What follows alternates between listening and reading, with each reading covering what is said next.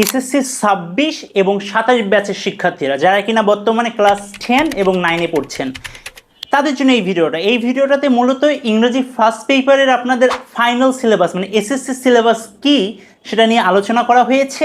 আগে একটা কথা বলে রাখি, গত বছর মানে এসএসসি 25-এ যতজন শিক্ষার্থী ইংরেজিতে ফেল করেছে এবার মানে 26 ব্যাচের শিক্ষার্থী আরও বেশি সংখ্যায় ফেল করবে ইনশাআল্লাহ। কেন সেটার মূল কারণ হচ্ছে ভিডিওতে বলা হয়েছে। সো সম্পূর্ণ ভিডিওটা দেখেন, কাজে আসবে।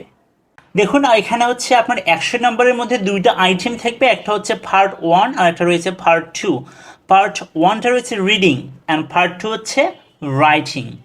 সো রিডিংয়ে 70, রাইটিংয়ে হচ্ছে 30, ইন টোটাল 100। সো রিডিংয়ে এই 70 নাম্বারটা কীভাবে ডিস্ট্রিবিউশন থাকবে সেই জিনিসটা আমি দেখাচ্ছি। এখানে বড় করেই দেখা যাচ্ছে scene comprehension and unseen comprehension.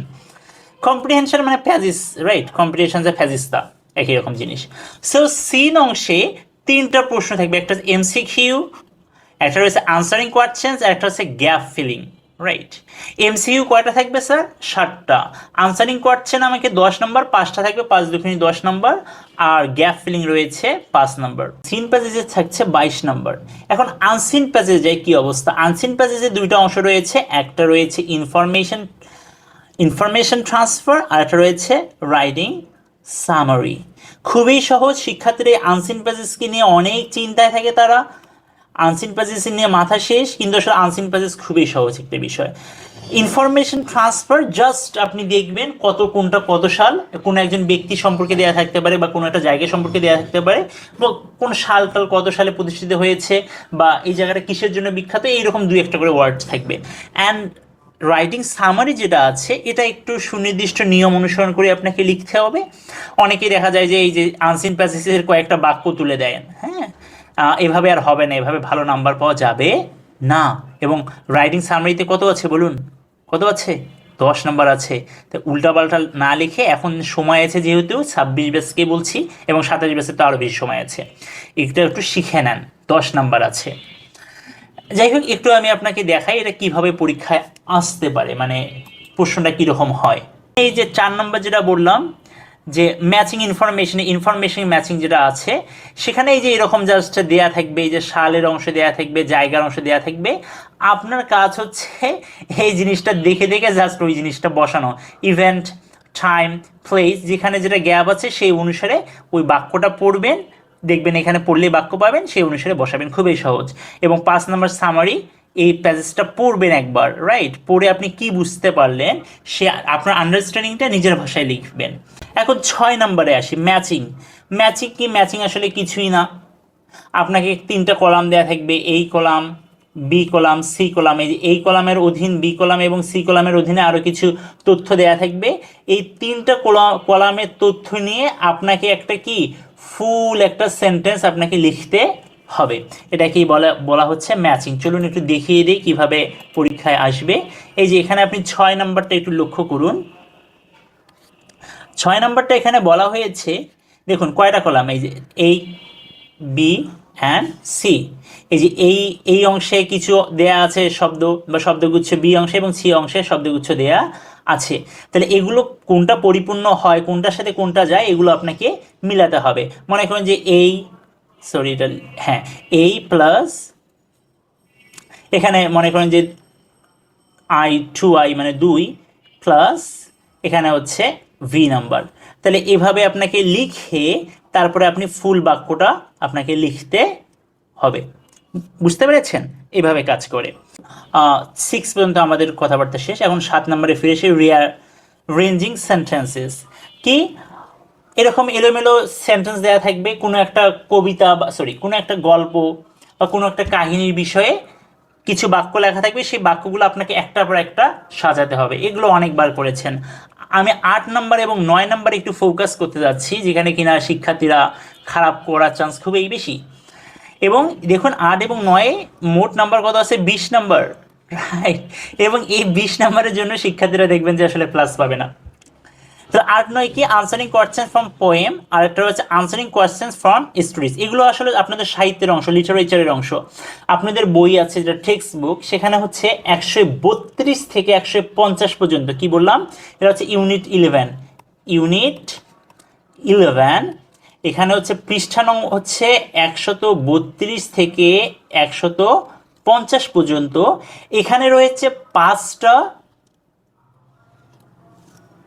Poem, 5টা কবিতা রয়েছে এবং 3টা এস্ট্রি রয়েছে। এই 5টা কবিতা এবং 3টা এস্ট্রি আপনাকে আগে থেকেই পড়া থাকতেই হবে, মানে আপনাকে পড়া লাগবেই, কারণ এখানে যে প্রশ্ন আছে এই পরীক্ষায় শুধু আপনার প্রশ্ন দেওয়া থাকবে এই অংশ থেকে।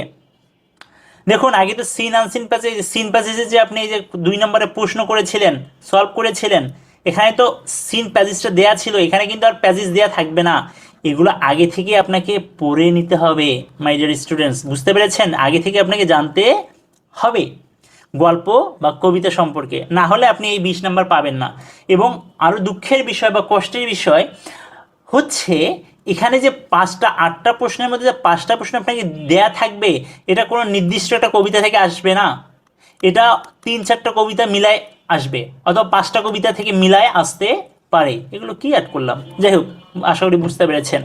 এই গল্পের ক্ষেত্রেও সেম জিনিস, যে একটা গল্প দেখে সব প্রশ্ন আসবে না, এখানে 3টা গল্পের কম্বিনেশন থাকবে, এবার আপনাকে আগে থেকে পড়া না থাকলে আপনি পারবেন না, সহজ কথা।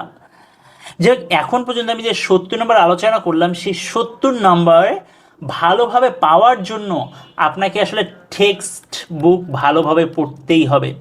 টেক্সট বুকের কি নেই, কোনো বিকল্প নাই। যাই হোক, এখন আসুন আমরা 11 নম্বর এবং 12 নম্বর নিয়ে আলোচনা করি, completing story and writing dialogue. So completing story এবং রাইটিং ডায়ালগ দুইটা মিলে হচ্ছে 30 নম্বর, চারটিখানি কথা না। এই বাচ্চা কাচ্চারা এই জায়গায় কিন্তু ভালো করতে হবে আপনাদের। এবং কমপ্লিটিং স্টোরি কিভাবে লেখে, কমপ্লিটিং স্টোরিতে আগে তো কয়েকটা বাক্য দেওয়া থাকবে, তাই না? 2-3টা আপনাদের সেন্টেন্স দেওয়া থাকবে, সেই সেন্টেন্সের আলোকে আপনারা সম্পূর্ণ গল্পটা কভার করবেন। এখন এই ক্ষেত্রে আপনি কতগুলো প্যারা করবেন, কত বড় লিখবেন, সেটা একটা ইম্পর্টেন্ট বিষয়।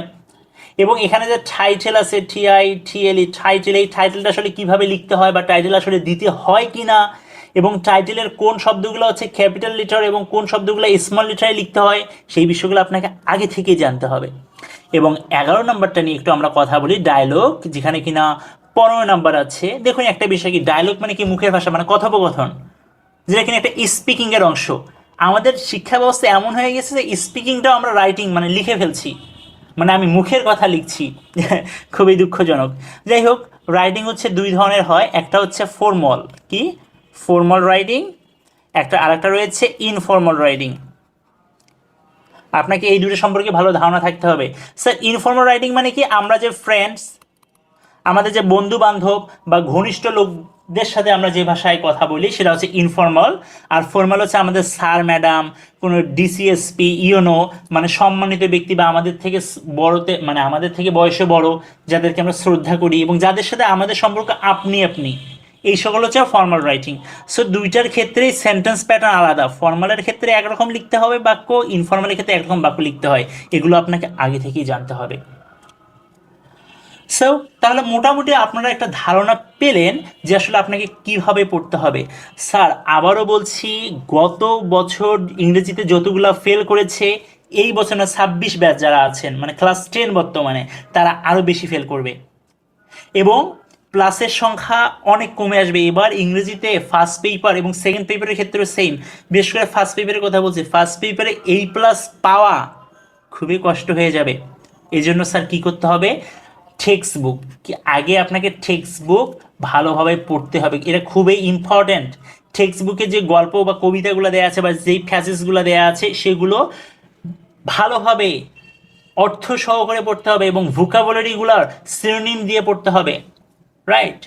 যদি এভাবে পড়তে পারেন তাহলে আপনি অনেক এগিয়ে থাকবেন এবং খুব সহজেই A+ ক্যারি করতে পারবেন। সো এতক্ষণ ভিডিওটা দেখার জন্য ধন্যবাদ। যদি আপনি একটুও উপকৃত হয়ে থাকেন বা একটা ধারণা পেয়ে থাকেন, তাহলে অবশ্যই ভিডিওটা শেয়ার করবেন, আপনার ফ্রেন্ডদেরকে জানিয়ে দেবেন। অ্যান্ড এই পেজটা আপনি ফলো দিয়ে রাখতে পারেন, কারণ আপনাদের এই যেই টপিকগুলো এখানে আছে, বিশেষ করে এই সাহিত্যের অংশটা, আমরা ইনশাল্লাহ এই বিষয়ে সামনে ক্লাস দেওয়া শুরু করব। সো আপনি এই পেজটাকে ফলো দিয়ে রাখতে পারেন এবং ভিডিওটা শেয়ার করতে পারেন। সো আজকের ভিডিও এ পর্যন্তই। আসসালামু আলাইকুম ওয়া রাহমাতুল্লাহ।